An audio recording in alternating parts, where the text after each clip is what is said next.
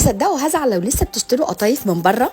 عايزه اقول لكم ان انتوا في دقيقه واحده بس هتعملوا اكتر من 50 قطعه قطايف. وايه بقى ما اقولكوش في التسويه هتطلع معاكم احلى من بره بكتير. بصوا بقى كمان مظبوطه ازاي، ظهرها ووشها ومش مفتحه من ورا علشان تطلع منك الحشوه، وبضغطه واحده هتقفل ومستحيل تفك معاكي في الزيت. تصدقوا لو قلت لكم اني من حلاوتها باكلها نيه محشيه مكسرات. بس اول حاجه تعالى اقول لكم الولاد جابوا لي ايه في هديه عيد الام، او بمعنى اصح جابوا لنفسهم، لاني محرجه عليهم يضربوا التلج في الخلاط. قالوا لي بس بقى احنا هنجيب خلاط لينا ومستحيل تقدري تمنعينا ان احنا نضرب فيه اي حاجه احنا عايزينها. بصراحه انا عارفه ان رافال عامله خلاط خطير، هو تقريبا من احسن الخلاطات اللي موجوده في السوق، موتور نحاس والدورق بتاعه 2 لتر وضد الكسر، ده اختبرته لنفسي مفيش خدش، وعلشان هم واثقين في نفسهم قوي فضمانه 10 سنين ولمده 2 سنين عندكم ضمان على كل قطع الغيار مجانا. ما اكدبش عليكم فرحت بيه. تعالوا بقى نعمل شربات القطايف.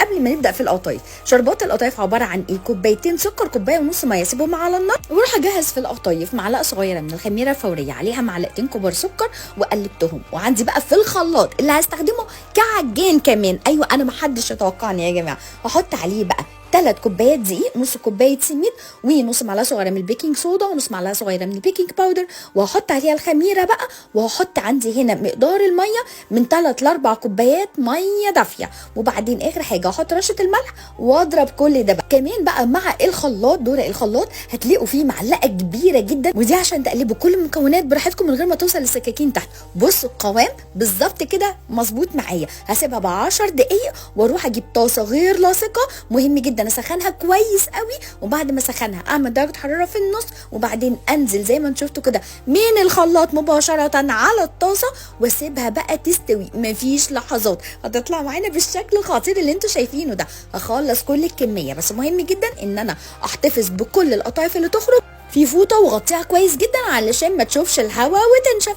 بس كده على طول في ثواني كنت مخلصه الكميه. بصوا عندي طالعه خطيره ازاي. بصوا بقى بتقفل من ضغطه واحده يا جماعه، بقول لكم باكلها حاف من حلاوتها، خطيره ورهيبه. تعالوا بقى نشوف هنحشيها ايه. انا بحب احشيها شويه مكسرات، عين جمل، على شويه لوز، على شويه بندق، المكسرات اللي عندكم في المطحنه بتاعه رافال. بس بضغطتين 3 عايزه اقول لكم ان هي كانت هتتحول معايا لزبده مكسرات. انا كل اللي كنت عايزاه ان انا اطحن المكسرات، مش هعملها زبده بجد. خلت عندي هنا المكسرات مطحونه حلوه جدا.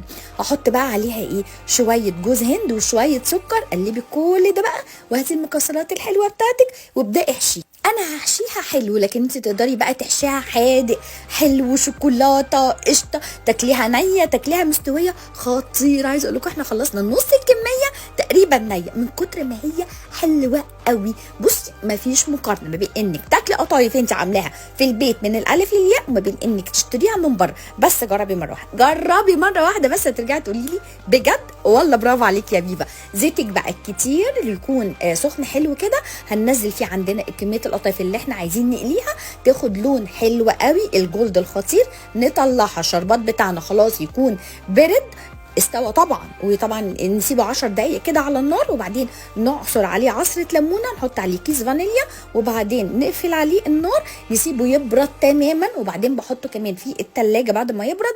اكون انا خلصت كل الليله دي بقى، اطلع عندي القطايف من الزيت على عندي هنا الشربات، وبعدين اطلعها بقى احط عليها شويه جوز هند او مكسرات. قولوا لي انتوا كمان بقى في افكار ايه في دماغكم لهدايا عيد الام. بحبكم قوي.